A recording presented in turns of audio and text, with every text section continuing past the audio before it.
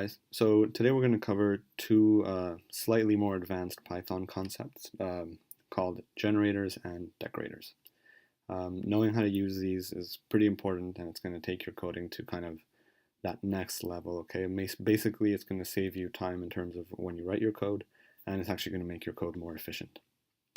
So first thing we're going to talk about is something called generators. All right, so anytime you store some data in a Python code, like you say x equals 5, or store some string or dictionary, these are all objects that get stored in what's known as RAM, random access memory. Okay, this is not to be confused with long-term storage, like writing to a file, right? This goes on your hard drive, and that's not really where Python mainly stores its objects, unless you explicitly say you're going to write to a file. But basically, these objects take up space, okay? Just like books on a bookshelf. And because, computers mostly have fairly limited amounts of storage on RAM, for usually, 4 to 16 gigabytes of memory, we want to keep the amount of data that we're storing in RAM to a minimum, okay? For two main reasons. Because, first of all, this can slow down your program. And second of all, eventually you might just completely crash your program, right? If your memory gets full, Python kind of gets stuck and isn't able to do anything. So this is becoming more and more of a problem nowadays, because with the creation of bigger and bigger data sets, programs have to sort of keep up and be able to do operations on huge amounts of data. And often, this exceeds the capacity of your processor to memorize or remember objects. Right? So, it's not rare to see files of 50 gigabytes, size, and it's never going to fit in your CPUs. So, fortunately, one of the reasons that we use generators is to solve this problem, okay, among others. So, basically, generators are often nicknamed lazy lists, okay? So let's look at our classic example of a list here. All right, so we have something like this here. Okay, so this is just your standard list with the square brackets where we have the numbers 0, 1, 2, 3, 4, 5, 6, 7, 9. Okay, so the first 10 numbers are stored in this list. What you should know about this is that basically every one of these objects in this list is an object that exists in memory, so it's taking up space on the bookshelf that is your CPU. Okay, because it's all stored in memory explicitly, we can actually access an element from it directly. Okay, so if I take this list that has 10 objects, I can say give me the 6th object, and it tells me, okay, well, 6. Okay, one sec, let me just clear my outputs. Okay, right, so we store something in memory. Every single item is explicitly there, and it's just waiting there for us to call it. Okay, we can make a loop that creates a list like this. So we define a function, call it first n, where we start out with an empty list. We're going to put a counter, set that to 0, and then until our count reaches n, we're going to append that number to the list and then return it. Okay, so this is a very simple function. So now say I want the first 10 numbers, I can call that function and it'll return a list with every one of the integers up to that number stored. Okay, so we can do a lot of useful things with this list, even though it's very simple. But what if we don't need to have all these numbers stored all at once? Okay, we could probably still create something like this without having to explicitly create all those objects, store them in memory, and make them wait for us until we need them. But the alternative, that's a pretty clever solution, is, what if we know the rule for computing the next number in a sequence? Okay, so we don't necessarily need to know every element. All we need to know is how to give the next element from the current one. Okay, so this is where generator functions come in. Okay, generator functions basically look like regular functions, except they return something different. They return something called a generator object. Okay, and generator objects are these cool things that, they're like these sort of functions that can spit out results in a sequential manner. Yeah, okay. So in this example, if we wanted to turn this original function into a generator, right, instead of computing all of the items, right, storing them and then returning them, we would just define a function that knows how to compute the next number, okay? And when you call it, it'll spit out the whatever comes next in the sequence, okay? So let's convert this function into a generator function. All right. So I changed its name to first n underscore gen to know that it's a generator, and it'll look kind of similar, okay? So we have our count variable, which is also kind of each number in the list. It's going to start out at 0, and then while this count is less than n, we do something called a yield, okay? Where basically we say, okay, spit out this number, all right? Almost like a return statement, but not quite. So as long as we're under this n cutoff, we yield the number, and then once we've spat it out, we increment our count by 1, okay? We're going to break this down a little more, but this is just a very basic example. So we compile that, and then now let's take the result here and store it. So what we did is we called the function, we gave it a cutoff of 10, and what it returns, right here, there's no return statement really. There's a yield statement, but they're not quite the same, but this still returns something. So it's going to return what's called a generator object. So generator functions return generator objects, all right? So if we print it, we see that we have this, it's a generator object. It's of type first gen. It has the name first gen, and it's in this location in memory, okay? So we haven't actually stored anything here. We've just defined some rules for creating the next element in a sequence, right? At no point do I create a list and I append to it. Really, I'm just spitting out numbers based on some rules, okay? Now, what's special about generator objects is that they have an attribute called underscore underscore next, okay? And this is, generators are objects, functions are objects, so they have attributes, and one of the attributes that are implicitly created here is underscore underscore next, okay? We've sort of seen some of this before, but we're going to actually go into it today. So next is a function that basically runs an iteration of this generator until a yield is reached, okay?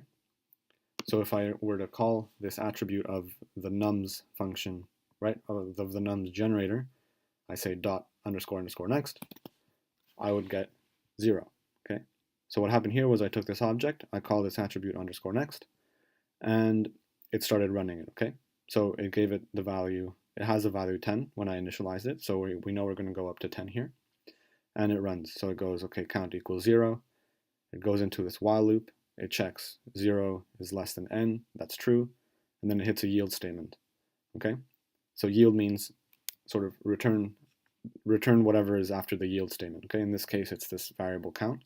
So it spits it out, and then it stops. It's like this function sort of froze in time, okay? And we get back the value 0, okay? What happens if we do it again?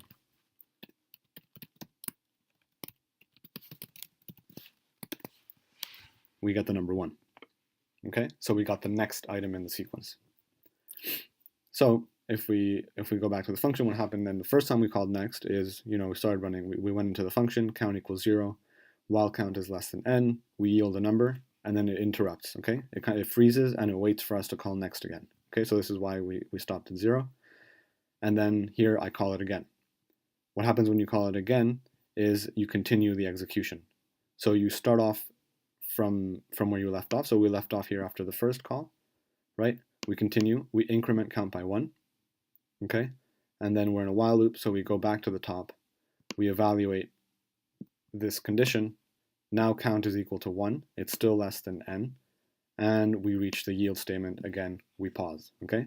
So that's how we get a 1. And then we can just keep doing this. It's annoying to keep calling underscore underscore next every time. So for loops conveniently behind the scenes, this is what they're doing, okay? When you take a for loop, you give it a generator or a list or something that has something like an underscore underscore next to it, And behind the scenes, it's just calling this for you until it runs out of objects, okay? So we can do it again, define our generator again, and then this time we're going to put it into a for loop, okay? So this is our generator, and this is going to be the variable that gets assigned to whatever gets yielded from the generator, okay? So this I would be sort of something like if we did this, okay? And then we just print it, okay? So we put it in a for loop, boom. Now we have our sequence of 10 numbers without using any memory, okay? We're only going one at a time, right? Instead of creating this list and having it there, we can just, at every step, create the next item without having to waste any memory, all right? And the trick is that these functions are a little bit weird, right? Normally, when you define a function and exit it, right, with a return statement, when you go back into it, all the memory, all the local storage in that function, local memory, gets erased. Here, there's this notion of, sort of freezing what's going on, right? Where you can exit the function, go back in, and if you've modified some variables, the changes will stay the same. So we'll go a little more into detail later.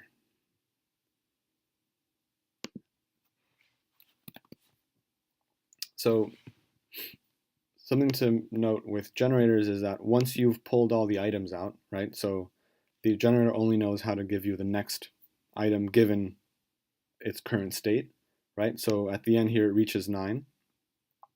And once you have count equal to 9, well, this condition will no longer be true, so you'll never yield anything from here, right? So if I finish iterating through my whole generator, if I try to go through it again, it's not gonna give me anything because it's stuck at this ending condition, right? So if we wanted to go through it again, we would have to create the generator again, right? And we can give it some other number, 100, and this one will go on to 100. Okay. So let's go into more detail here. So let's just put some print statements so we can really make sure we understand how this works. So we're going to redefine our function here, first and numbers generator, and we're going to look at how the execution goes every time we call it, right? Okay. So yeah, so like I said, when a yield statement is reached, the function exits, it yields the number, right? Yield, and then all variable assignments are maintained even though you've exited the function, right? So that's what's special about generators. With a normal function, once it's exited, all its local memory is lost, right? So, like I said, next executes the function code, so it moves it along until it reaches a yield.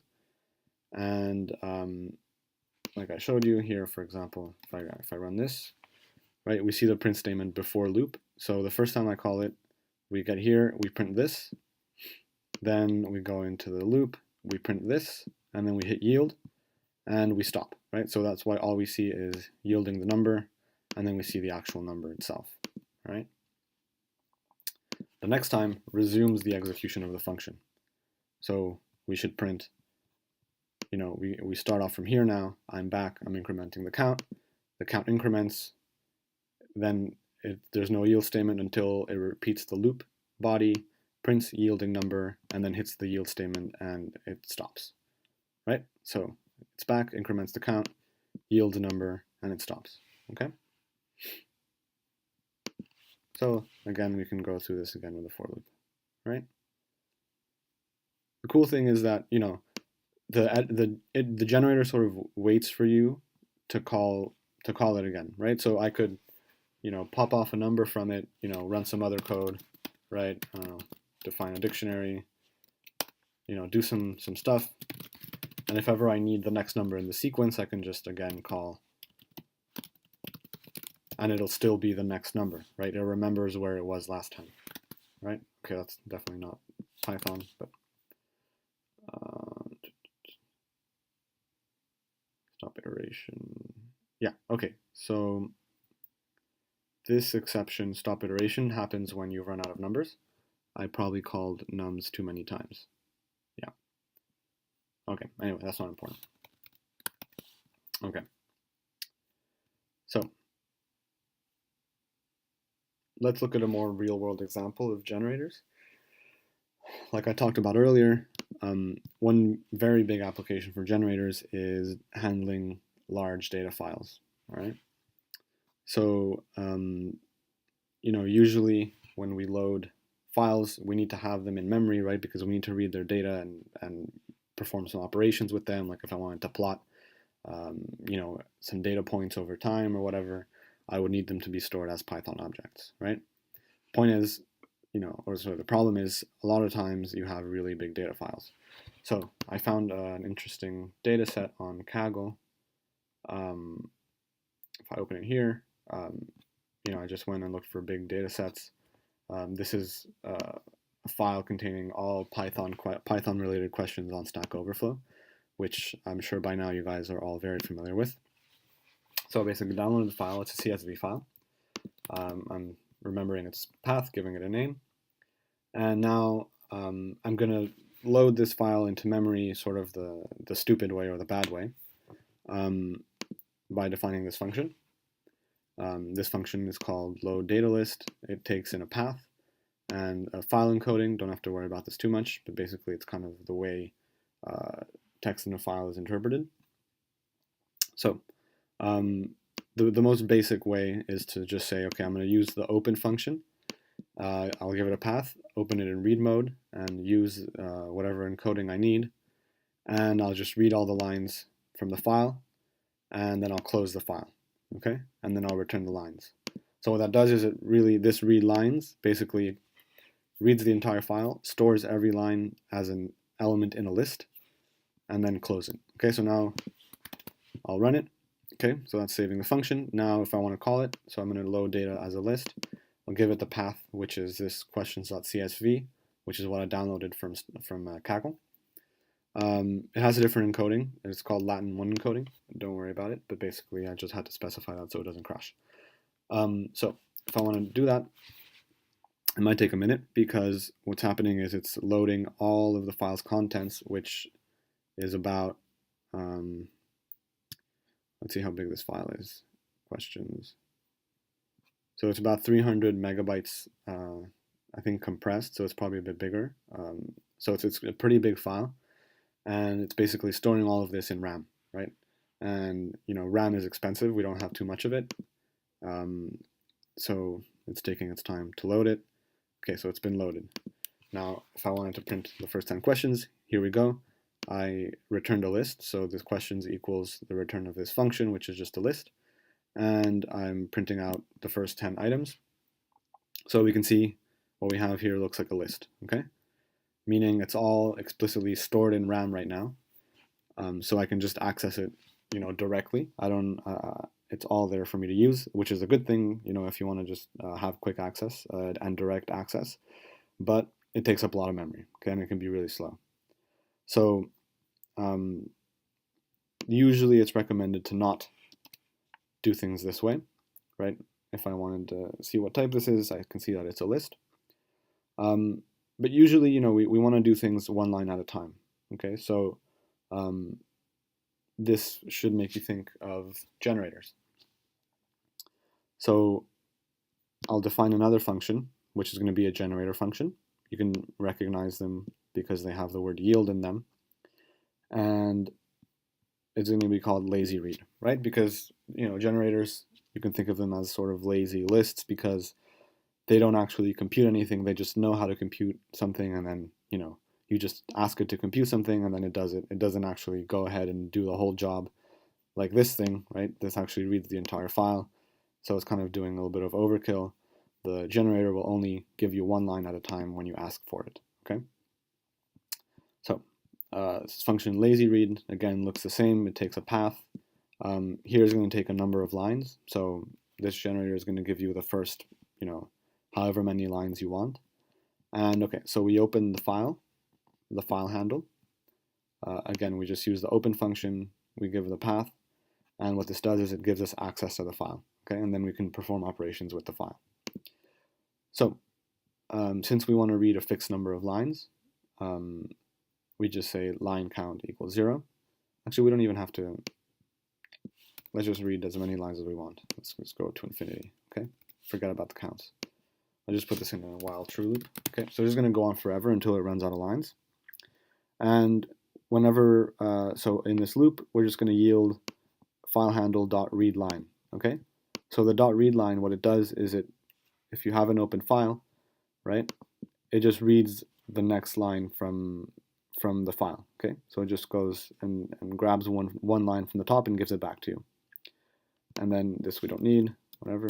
Okay, so this way we're just reading one line at a time, and we're never storing everything in memory. Right? Okay, so let's see, call it, see if it works. All right, so what we've done is this function returns a generator object, and it's going to read lines from this file. Every time I ask for a line, it's going to give me the next line in the file. Okay, so let's just see if it works. So it's called g.__next. Okay, so there's one line. Let's do it again. There's the next line.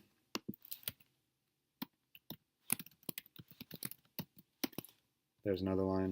Okay, you guys got the point. If we wanted to print out every line, we would do this, but there's many lines, so I'm just gonna put in a count. Okay, so let's just read 12 lines.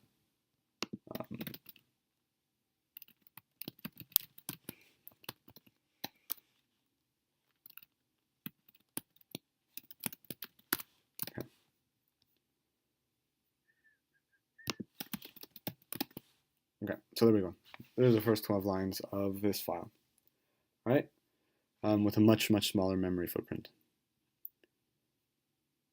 We can actually see exactly how much memory we're saving by doing this using a pretty useful Python module. So I wrote the code here. It doesn't work on notebooks, so I'm doing it in my text editor. But basically, there's this useful module called Memory Profiler that tells you how much memory you're using for a specific piece of code. So I wrote a function here that loads a list, which contains all the lines of a file, right, using the read lines function, right? This is going to give you every line in a file. And let's see how much memory it takes, okay? So I'll show you the other part first. So if we run this,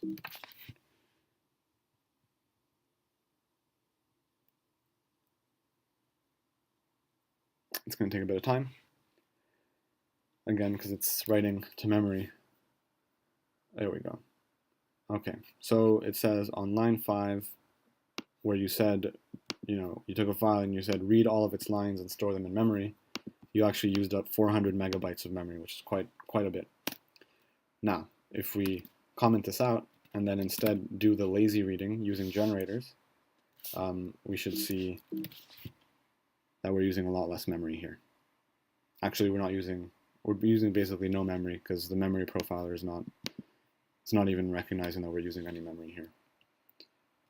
So that's how much memory you're saving, and your code at the end of the day is going to be a lot more efficient. Okay, so we saw how to define generators in the way very similar to functions. So you have the def, and then you just put a yield statement, right, whenever you want to spit out a value. We can also conveniently define generators as generator comprehensions. So very similar to list comprehensions, actually. So they're basically the same thing, except instead of a square bracket, you have round brackets here. And what this does is, it doesn't actually compute the list. It just basically defines a generator for you, right? So if I wanted somehow to have a long sequence of even numbers as a generator, and not store all of it explicitly in memory, I could say, x for x in range 100. And then I have my if statement, right? If that number modulo 2 is 0, then it's an even number, so I spit it out. I basically yield it. So I'm going to create this generator here. Oh, looks like my computer is sweating a little bit. So we define this generator, and Python knows it's a generator because it has round brackets, okay? And now I can say, evens.next boom, first even number is 0. You can even say next of evens, 2, boom, 4. Okay, so now we're able to generate even numbers, right? Without storing them explicitly as a list, right?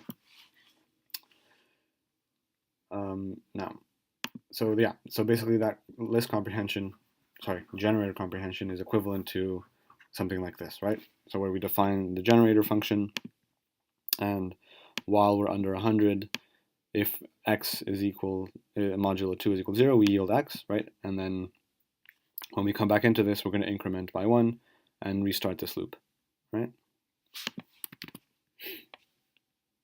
Okay, so yeah, that's pretty simple. These work exactly like list comprehensions, right? Except they don't really compute anything beforehand. They just wait for you to call them to compute the next number.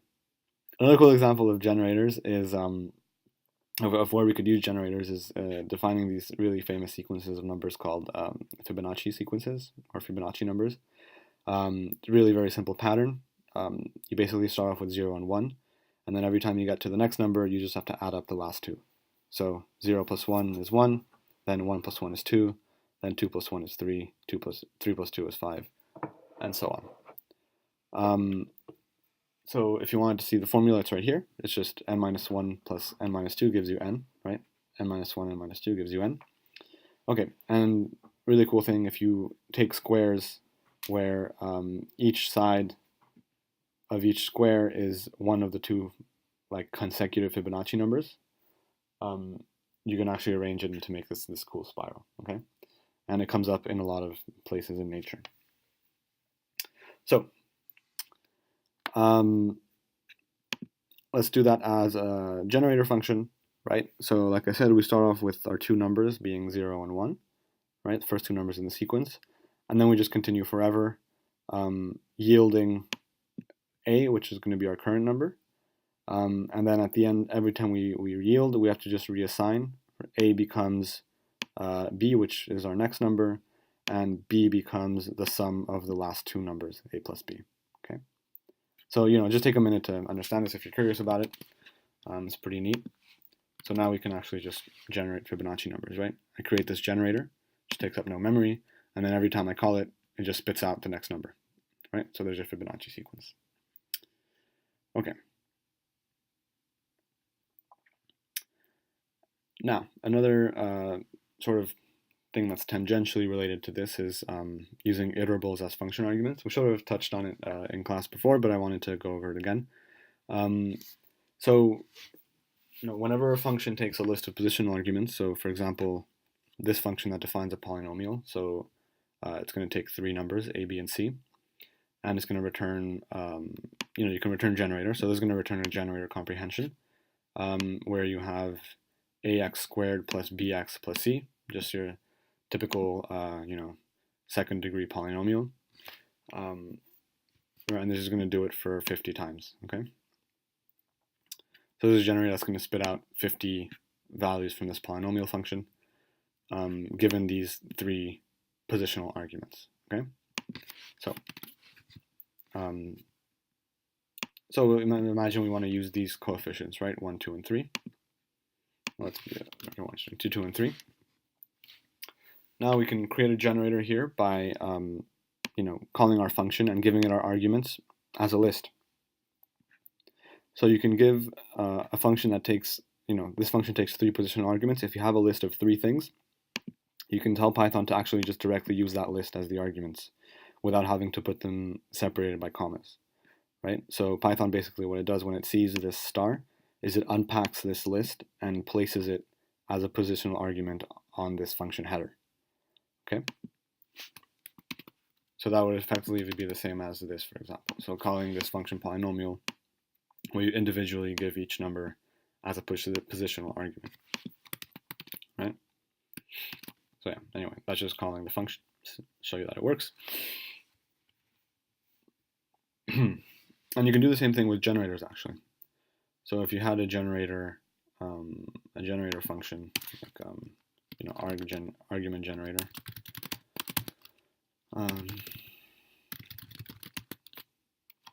right, can say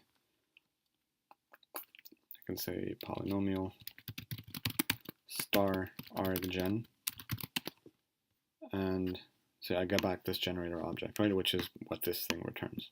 So it took this generator and unpacked all the values and gave them as positional arguments, right? So this comes in handy, and it'll come in handy as well in the assignment, make your life easier. You can do a similar thing with keyword arguments. All you have to do is add 2 stars instead of 1. So if you have a function that takes keyword arguments, for example, this one that takes a keyword argument, grade, and a keyword argument Bob, keyword argument name, and just prints them out. So it's going to print out name and grade, and you have some dictionary, right, with key value pairs. Instead of sort of rewriting the dictionary as keyword arguments, right, instead of doing this, instead of saying student s at name, s at grade, right, you can just say star star s, which says unpack my dictionary and convert it into keyword arguments, and then it does it. Okay, so that was just a nice little thing to have in the back of your pocket. Okay, last thing I want to talk about, in the spirit of Christmas, we're going to talk about wrapping functions and creating decorators. Okay, so this is a very cool concept as well, and it's a little bit meta, so just digest it slowly. So basically, in order to understand this, we have to talk a little bit about how functions work in Python. And it's not complicated to talk about functions in Python because basically they're objects just like anything else. So, just like any other object, functions can be passed as arguments. Functions can be passed as arguments. They can be bound to names. They can be returned by other functions, right? So I can define this function foo, which takes x as input and returns it. And I can say, okay, foo here is an object now because I defined it here. And I can just attach a name to that object. And I can attach another name to that object. And I can then use that name as a function, right? So I said f equals this object, foo, which happens to be a function. And now I can use it as though it were this original foo function, right? This is just binding names to an object, right? It's the same thing as saying x equals 5, basically, right? Except, 5 is an object, so is foo, right? And x is a name. Okay, so basically we can assign, names to functions, right? Because they're objects. We can also basically access attributes of the function, and we can pass them to other functions, right? So here I have a function that accepts as input a function and some argument, and it just prints out that you're calling this function dot underscore underscore name. So I'm accessing the attribute name of this function, and with these inputs, and I can call it. Then I can then call the function that I'm given, right, with those arguments. So it's basically printing some sort of like information string, right? So let's say I define some function here, call it isEven, which accepts a number and returns whether or not that number is even. And I can define another function that takes a number and returns whether or not that number is odd, okay? So if I use this original caller function that I wrote here that takes as input a function and prints out some information about that function, I could use these as input to that function, okay? So I'm calling the function caller on the function isEven with argument 5, and I'm calling the function caller on the function isOdd with argument 5 again, okay? If I run that, what happened is I used a function as input to another function, right? So I said, when this one runs, it realizes that the function here passed has a name attribute, which is isEven, and its input is this, and then it took the function that it received as input and called it on the arguments that were given. Okay, so this is sort of like meta functions here, right? Functions that work on other functions. We can also define functions inside of functions, right? So this is an inception situation. So if you have this function called foo, right, inside of that function's body, you can define another function, okay? So you define another function called boo, just like a normal function definition. And now what you've done is basically inside this function's local namespace, you've created an object called boo, right? Just like if I had done this, right? That's just creating an object in this function's namespace. Well, this is basically creating an object in this function's namespace too. So now I have access to this object boo. And if I want, since it's an object in my namespace, I can return it, okay? So this is basically a function that returns another function, okay? So when I call foo, basically this code is going to run. It's going to see this function definition. It's going to create it and return it. So the return type of this function is actually a function, right? So if I said print type of 5, I see that the type of what's returned is a function, right? Because I'm returning boo, which is a function here. And now that I have this name actually points to a function object. So I can call it using the round brackets. And I see that I get the number 5, right? Because this is just a function that returns 5, right? Pretty cool. Okay. So why is that useful? Well, let's see.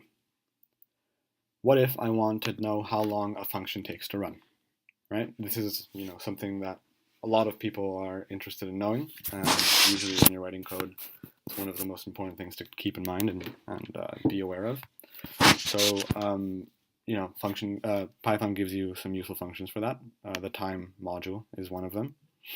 So let's just, write a function and, that doesn't really do anything. So we'll define a function foo, and we'll say we're just doing some stuff. So we print doing some stuff, and then we say time.sleep for some random number in between 0 and 5 seconds. So basically, just wait. Okay, this is just to simulate that a function is doing something. We're just gonna say sleep, right? Which tells Python to just freeze for a few seconds. Okay, and the number of seconds is going to be random. It's going to be from 0 to 5 seconds. Okay. So this is just a function that does some stuff and takes time. Now, if you wanted to figure out how long the function takes to run, well, we use again the time module. So we start our stopwatch. We say start equals time.time, which is basically we're taking note of the current time. Then we call the function, right? So it runs, and then once we've exited the function on the next line, we just print how much time elapsed, right? So that's just simply subtracting current time from starting time, okay? So here we go. We called the function foo. It's doing some stuff. And then once we get here, we just see that it took 0.0043 seconds, okay?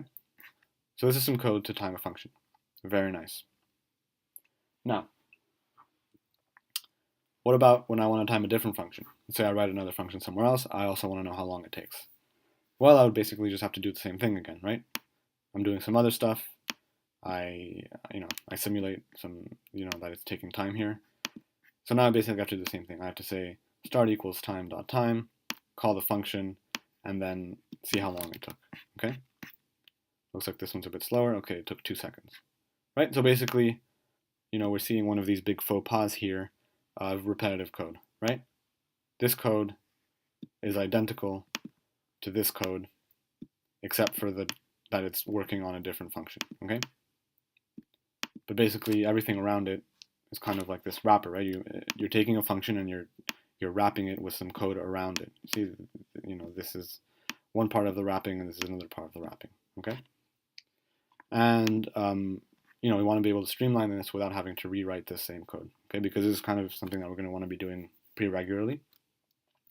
So this is where decorators come in, okay?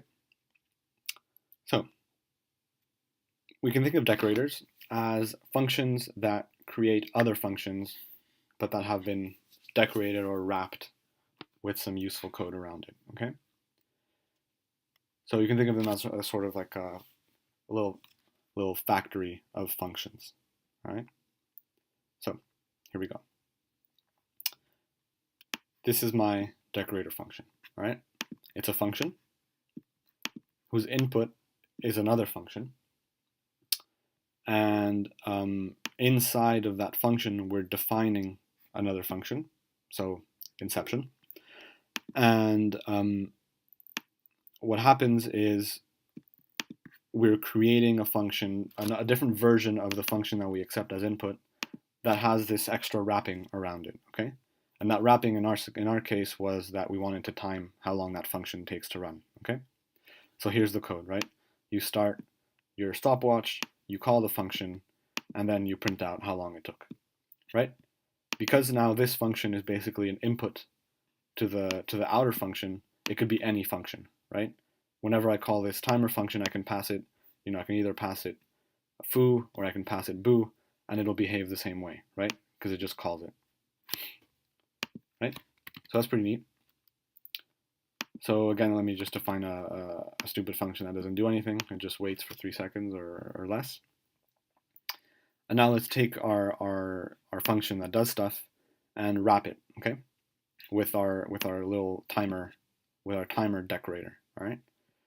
So what we do then is, since this function returns a better, sort of like an improved version of our original function, right? So we say timer, and I pass to it this function stuff, right? What it returns then is this, right? Which is the wrapped version, right? Or the decorated version of in this case, the function stuff, right? So we can call it timed stuff. So it's a new version of the original function, all right? So now if we wanted to make sure that we got the right type, we say type timed stuff. Okay, so it's a function, right? So what this function did is it returned another function. Now we can, instead of using our original boring function stuff that doesn't, tell us how long it took to run, now we have a new improved version that does tell us how long it took to run. Okay, so it's doing some stuff, and it tells us stuff took this many seconds to run.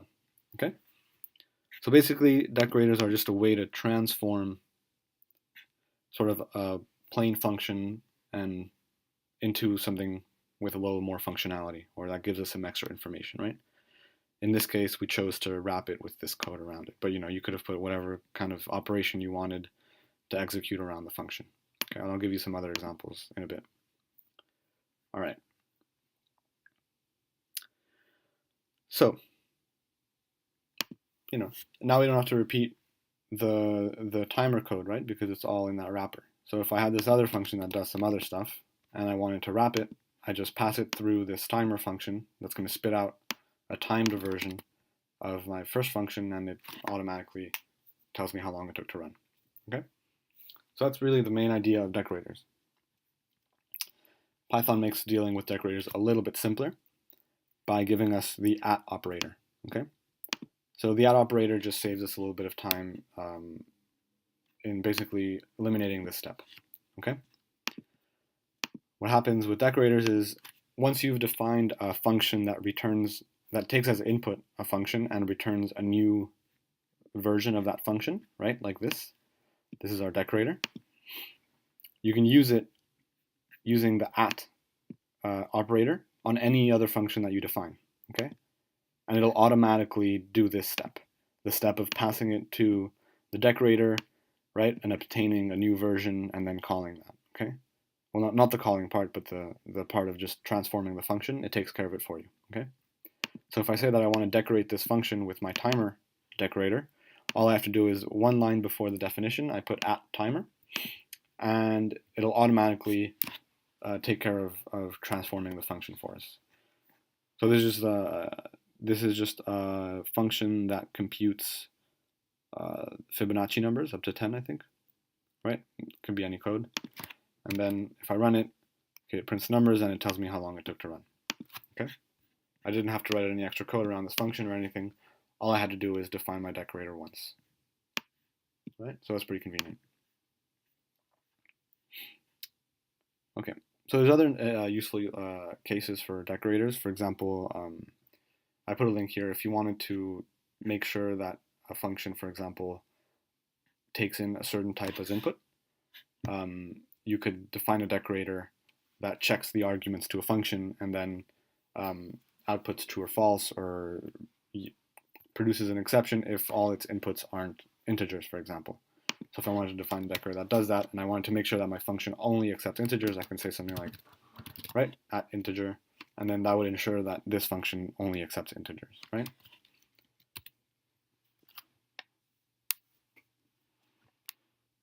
Okay, so the last, so this is just another example of a decorator. For example, this one just is a sort of debugger that tells you some extra information about a function that you write.